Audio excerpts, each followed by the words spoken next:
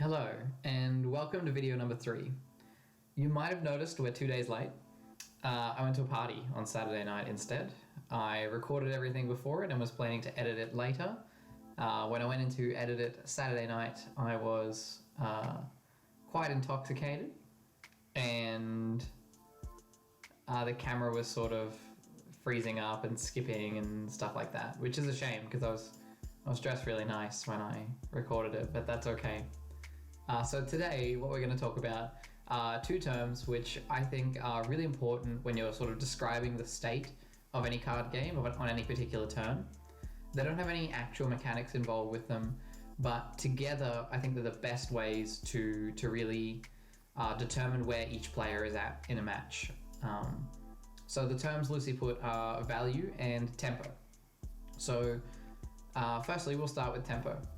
Many of you would have heard this word within music or sports, and it's often used to describe the speed or pace of something. In a card game, it's used in a very similar fashion. Generally, tempo is used to describe the flow of the game, and it's kind of loosely quantified. So for an example, you could say that a player who has a lot of tempo is ahead in the game and really dictating the pace of the game, but a player who has lost tempo or doesn't have much tempo has to kind of play to their opponent's speed, their opponent's pace, and do whatever they can to catch up. Secondly, we have value. Value generally means getting a good deal or getting a lot of things for very little investment. In card games, players will use the term the same way. So to have a value advantage means to have more potential options than your opponent, probably because you've used less over the course of the game or you're saving them for a particular time when you can get a lot out of them. And to be low on value means to have very little options. So it's a problem when you are low on value. Generally, you'll lose a game if you're not very ahead in tempo and very low in value.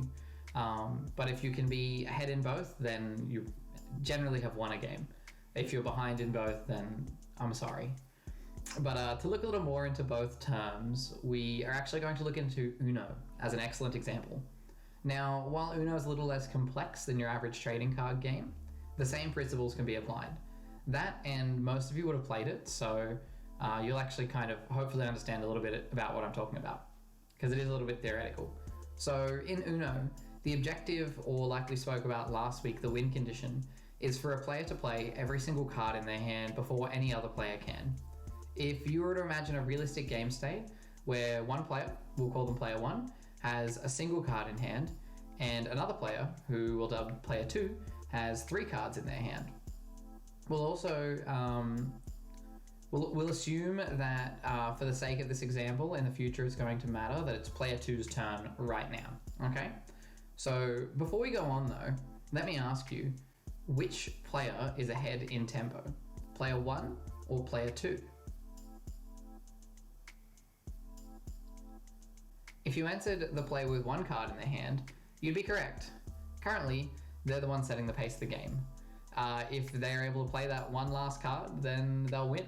One wrong move for player 2 could spell the end of the entire match. So, like I said, we'll assume that it's player 2's turn right now. So if player 2 had a good idea of the color of player 1's card, for example, if on a turn earlier in the match they noticed that player 1 hadn't been able to play a yellow card, and opted to draw a card instead, and then after carefully paying attention to which cards player 1 had put down, they can see that this card is the same non-yellow card.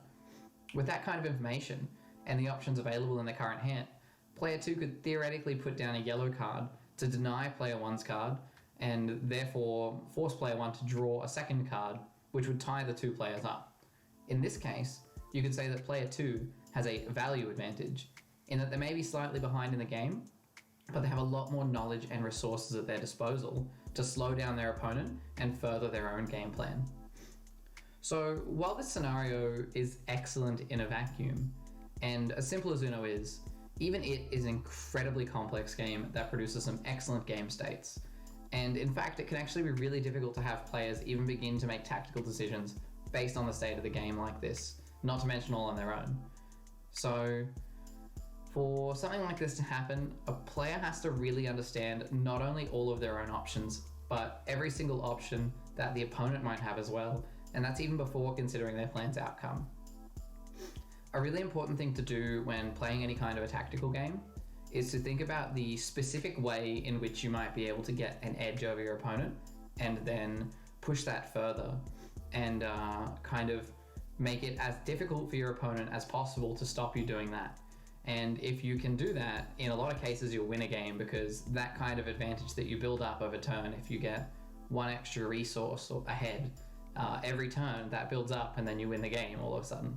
So that's a good understanding of how tempo and resource advantages can work. You sort of build up slowly over time, and then it creates a massive overflow of tempo or value to beat your opponent at the end of the game.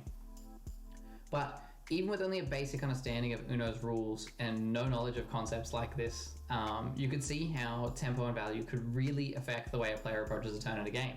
So in this Uno scenario, the second player, if they were paying enough attention, really could win the game back based on that decision. If we were to let the rest of the match play out, obviously it comes down to who pays attention the rest of the game and sort of just the random cards that they draw and the way that they use those pieces. But it's impressive how much of a difference that can make. So with an understanding of tempo and value, players can often make really well-informed decisions in any card game that they're at least a little bit proficient with. And a lot more than someone who's sort of not paying attention or doesn't really understand how they can get that one little edge over their opponent. But hopefully, just with this short explanation, I'm going to keep it very simple. I've helped all of you sort of come up with some descriptive terms you can use to assess the game flow of the games you might play. If you have any more questions, since it did get kind of theoretical and I'm skipping over it quickly because it's the second time I'm recording this, let me know and I'll be happy to answer. But next week, I'm thinking we'll take a brief look into the unit combat of our game. So that'll be the way that the cards that you play interact with your opponents. I have no idea what I'm going to do yet. Expect it on Saturday this week. And yeah, so I'll see you there. Thank you and bye.